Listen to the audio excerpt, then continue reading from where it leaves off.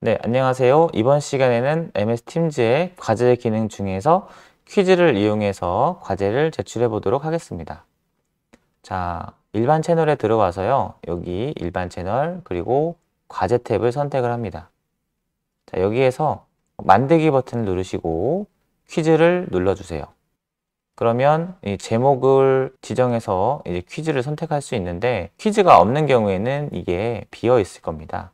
그럴 때 당황하지 마시고 여기 위에 새 퀴즈를 눌러주세요. 그러면 이렇게 팀즈 프로그램 안에서 MS 폼즈가 열리게 됩니다. 이게 업데이트가 된 기능인데요. 그전에는 MS 폼즈가 별도의 인터넷 창으로 실행이 됐었는데 이제는 그러지 않고 여기에서 바로 이렇게 이 기능을 활용할 수가 있네요. 자, 제목을 적어 보도록 하겠습니다. 팀즈 퀴즈라고 적고 내용은 팀즈에 대한 퀴즈를 풀어보세요. 이렇게 적도록 하겠습니다. 새로 추가를 누르시고요. 여기에서는 이렇게 자동으로 과거 양식에서 제한을 해주나 봅니다. 과제 대신에 퀴즈를 활용한 이유는 무엇일까요? 요거 하나 추가해 볼게요. 이렇게 추가하면 그 전에 제가 만들어 놨던 퀴즈를 자동으로 불러오네요. 이렇게 객관식 문항을 만들 수 있고요. 답변도 복수로 체크할 수가 있습니다. 정답을 2개로 놓을 수가 있죠. 필수 응답으로 지정을 할 수도 있고요. 자, 그 밖에 이 순서를 섞을 수도 있습니다. 그러면 이 번호가 1번, 2번, 3번이 계속 바뀌게 되죠.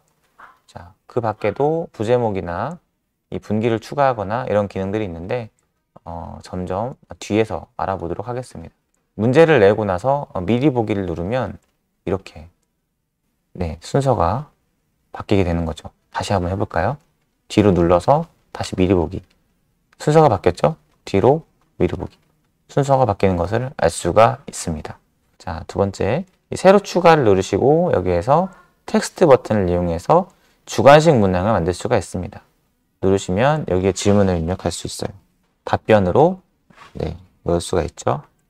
뭐 이런 식으로 답을 추가할 수 있고요. 자동 채점 기능을 활용하실 거면 이런 형태의 문제보다는 단답형으로 문제를 내야 됩니다.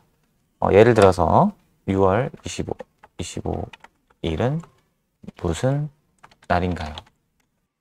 답 추가해서 이런 형태로 이제 제출 가능한 모든 답안지를 다 적어 주셔야 자동 채점 기능이 정상적으로 작동하는 것을 알 수가 있습니다. 자, 긴 답변을 추가하면 이 정답 기능이 없어집니다. 서술형 문제를 내기가 좋겠죠. 자, 세 번째, 새로 추가해서 이번엔 평가를 해볼게요. 자, 평가를 해서 오늘 나의 하루는 매우 좋음 5개, 매우 안 좋음 별 1, 빵개 이런 식으로 체크를 할 수 있고 필수 응답으로 지정할 수가 있습니다. 여기에도 마찬가지입니다. 부제목 넣을 수 있고 레이블을 넣을 수 있습니다. 별 1개 최악, 별 5개 최상. 자기평가를 할 수 있겠죠. 오늘 수업 태도가 어땠는지 스스로 평가할 수 있는 그런 설문지입니다. 자, 그것 이외에도 날짜 3월 1일 3.1절 연도와 날짜를 표시하세요. 이렇게 적겠습니다. 이렇게 하고 미리 보기 한번 볼게요. 세 번째, 네 번째죠. 네 번째, 요거 눌러서 2019년 19년은 가려면 뒤로 더 가야 돼요. 이거 좀 힘들겠네요, 아이들한테. 19년 3월 1일 이렇게 제출할 수가 있겠죠. 이게 컴퓨터에서는 이렇게 보이고 휴대폰에서는 또 이렇게 보입니다. 휴대폰에서도 똑같이 활용할 수 있다. 또 새로 추가 눌러서 그 밖에 다른 것들을 좀 볼게요. 5번은 순인데요. 이거는 이제 요일을 순서대로 정렬을 했고요. 이거를 제출하면 임의 순서로 나타냅니다. 그러니까 선생님들께서는 정답을 여기다 다 쓰시면 돼요. 쓰고 변경할 필요가 없는 거죠. 왜냐하면 자동으로 바꿔주니까요. 자, 미리 보기 보면 이렇게 바뀌죠. 그러면 이거를 위로 올려서 순서대로 정리를 하는 겁니다. 월화수목금토일 정리를 했죠. 뒤로 가기 해서 다시 또 미리 보기 하면 바뀌어 있을 겁니다. 또 바뀌어 있죠. 이렇게 드래그 할 수도 있고요. 난 드래그가 안 된다 하면 여기에 있는 이 화살표 이용해서 위로 한 칸씩 올릴 수도 있습니다. 여기에 이제 기타 설정을 보면 부제목을 또 추가할 수가 있어요. 자, 요거를 이렇게 할 수도 있지만 또 기능 중에 하나가 뭐냐면 미디어를 넣을 수가 있습니다. 영상을 보고 이 영상의 내용의 순서를 맞게 정렬한 것은 영상을 보지 않으면 문제를 풀 수가 없겠죠? 여기에서 비디오를 삽입하는 거죠. 코난쌤 TV 유튜브 하나 추가해 보도록 하겠습니다. 네, 이 영상을 공유를 할 거예요. 공유해서 이 순서를 문제로 낼 겁니다. 그러면 요걸 알아야, 요걸 봐야 이 문제를 풀 수 있겠죠. 여기다가 네, 지금 이 링크를 복사를 했고요. 추가하면 이 유튜브가 여기에 나오게 되는 거죠. 그러면 이 유튜브 내용, 이 수업 내용에 대한 영상을 보고 그거에 따라서 네, 순서대로 정렬해라. 이런 문제를 제공할 수가 있습니다. 예를 들어서 팀즈로 쌍방향 수업하는 방법에 대해서 먼저 무엇을 해야 되는지, 뭐 아이디를 만든다, 그 다음에 팀을 만든다, 채널을 만든다, 이런 형태로 네, 문제를 제출할 수가 있겠죠. 다음 문제를 내보도록 하겠습니다. 리커트라는 건데요. 설문조사할 때 많이 사용하는 그런 기능입니다. 리커트. 학교폭력 설문조사. 매우 1, 2, 3, 4, 5번 이렇게. 매우 그렇다. 조금 그렇다. 보통이다. 조금 아니다. 매우 아니다. 이런 식으로 추가할 수 있고요. 옵션도 제가 좀 추가했는데 더 추가하거나 삭제할 수 있습니다. 그리고 여기다가도 명령문도 네, 학교 생활이 즐겁나요? 친구들과 사이가 좋나요? 네, 이렇게 넣고 여기다가 이제 더 명령문을 추가할 수 있겠죠. 간단한 설문조사를 바로 여기서 시행할 수 있습니다. 자, 이 팀즈의 이 리커트 기능의 장점은요, 이 분기 추가를 할 수 있다는 건데요. 이렇게 나눠서 이걸 했을 때 네, 다음으로 어떻게 이동할 수 있는지 좀 더 상세한 설문을 할 수 있다. 뭐 이런 겁니다.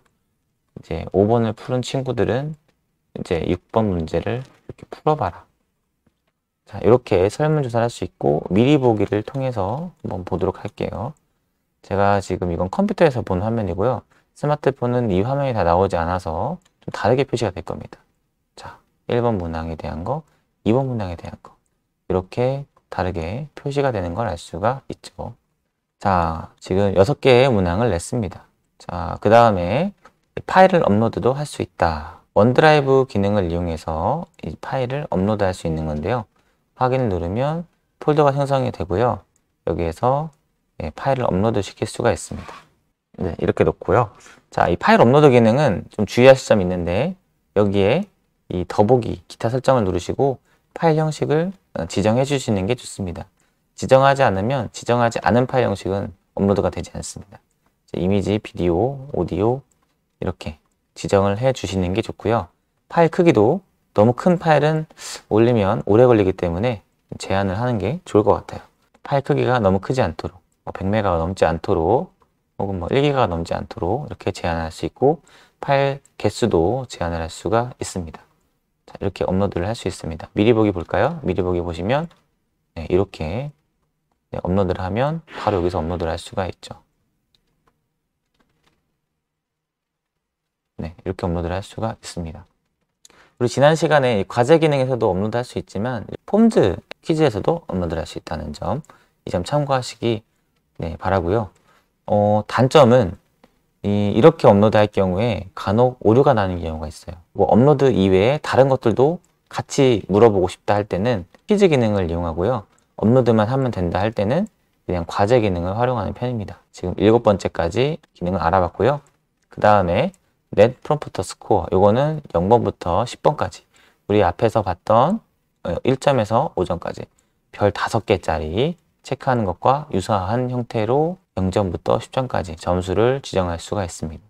자, 그리고 마지막은 섹션인데요. 섹션을 나누면 두 번째로 이제 바뀝니다. 자, 지금 구역을 제가 1과 2를 나눴는데, 자, 구역을, 자, 이게 뭐냐면, 미리 보기 하시면 1번에 대한 것들이 이렇게 있고요.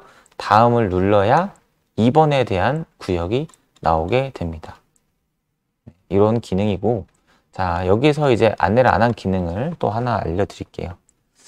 주로 객관식 문항에 많이 사용되는 건데 기타 설정을 누르시고 분기를 추가를 누르면 1번 문제를 풀었을 때 3번으로 넘어가게 할 수 있고 4번으로 넘어가게 할 수 있습니다. 자, 지금 구역을 나눴기 때문에 여기에 제목을 이렇게 또 입력하라고 나옵니다. 자, 구역 섹션을 나누면 이렇게 제목을 나눠서 입력하고 여기에다가 또 문제를 만들 수가 있습니다. 자, 네, 구역도 복제할 수 있거나 혹은 또 분기를 또 추가할 수 있죠. 이 첫 번째 구역에서 뭐 구역 2로 넘어가게끔 할 수 있고 또 구역을 추가해서 섹션 3로 넘어가게 할 수도 있습니다. 제가 한번 해볼까요? 구역을 하나 추가해서 구역을 추가하고 구역 2를 풀었을 때 네, 구역 세 번째로 이동하게 구역 1을 풀었을 때 구역 1로 이동하게 이렇게 바꾸면 네, 이걸 다 풀면 2가 나올 거고 미루보기를 볼까요? 다 풀어야만 그 다음 섹션이 나올 거고 두 번째를 풀면 세 번째로 넘어갈 거고 세 번째를 풀면 다시 첫 번째로 넘어갈 거고 이런 식으로 계속 반복이 되겠죠. 이걸 이용하시면 방탈출도 쉽게 만들 수가 있습니다. 자, 그렇게 해서 오늘 팀즈 퀴즈 기능에 대해서 이제 함께 해봤는데 제가 이거를 이제 완료 버튼을 누르면 네, 여기에 팀즈 퀴즈가 할당이 됩니다. 할당이 되고요. 우리 과제 기능처럼 내용을 넣을 수도 있고 넣지 않을 수도 있죠. 아래를 눌러 팀즈 퀴즈를 이렇게 넣고 나서 점수도 지정했죠. 할당도 네, 지정이 됐습니다. 저는 이거는 한 명한테만 할당해 볼게요. 이렇게 한 명한테만 할당을 하고 네, 미래에 할당되도록 예약 이런 거 누르지 않겠습니다. 바로 한번 할당을 해 보겠습니다. 자, 이렇게 해서 한 명한테만 네, 할당을 또 했습니다. 그러면 팀즈 퀴즈 한 명만 문제를 풀 수가 있죠. 네, 이렇게 해서 퀴즈 기능에 대해서 알아봤고요. 자, 선생님들께서 이 팀즈 퀴즈 기능은 사실 MS 폼즈라는 서비스를 불러와서 쓰는 거거든요. 네, 정리를 하면 이렇습니다. 팀즈 퀴즈 기능은 MS 폼즈에서 퀴즈를 만들어서 그걸 과제에 첨부하는 형태입니다. 네, MS 폼즈 퀴즈 기능을 만들어서 그걸 팀즈에다가 과제로 첨부하는 거죠. 네, 이런 기능이고 제가 첫 시간에 말씀을 드렸듯이 이 팀즈는 MS365에 있는 이 대부분의 기능들을 다 불러와서 사용을 하는 아주 편리한 앱인데 그래서 팀즈를 사용할 줄 안다는 거는 이 MS 폼즈도 사용할 수 있다는 거죠. 자, 저는 이렇게 들어보니까 이제 오피스닷컴으로 접속이 되어서 여기에서 MS 폼즈 서비스가 네, 실행이 됐습니다. 제가 4학년 일반 학생 설문조사를 한번 볼게요. 이렇게 제가 만들었고 이 만든 거에 대한 응답을 보도록 하겠습니다. 응답을 보면 자동으로 집계가 됩니다. 그래서 이렇게 집계가 돼서 이렇게 하나씩 하나씩 네, 다 볼 수가 있고요. 이 성적을 또 게시할 수 있거든요. 그래서 여기서도 성적을 게시할 수 있고 혹은 팀즈에서도 설문조사 이 팀즈에서도 이 제출이 됐죠. 그러면 이걸 눌러보면 한 명씩 한 명씩 볼 수가 있거든요. 이렇게 볼 수가 있거든요. 그러면 여기를 눌러서 피드백을 제공할 수가 있습니다. 고마워요. 네, 이런 식으로 피드백을 제공할 수 있고요. 여기서 한 명만 이렇게 성적을 게시할 수 있지만 일단 다 입력을 하는 거죠. 여기다가 이렇게 입력을 했다고 가정하고 닫기를 누르십니다.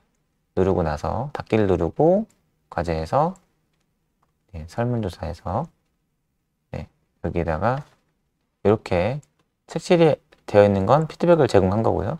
색칠이 안 되어 있으면 피드백을 제공하지 않은 겁니다.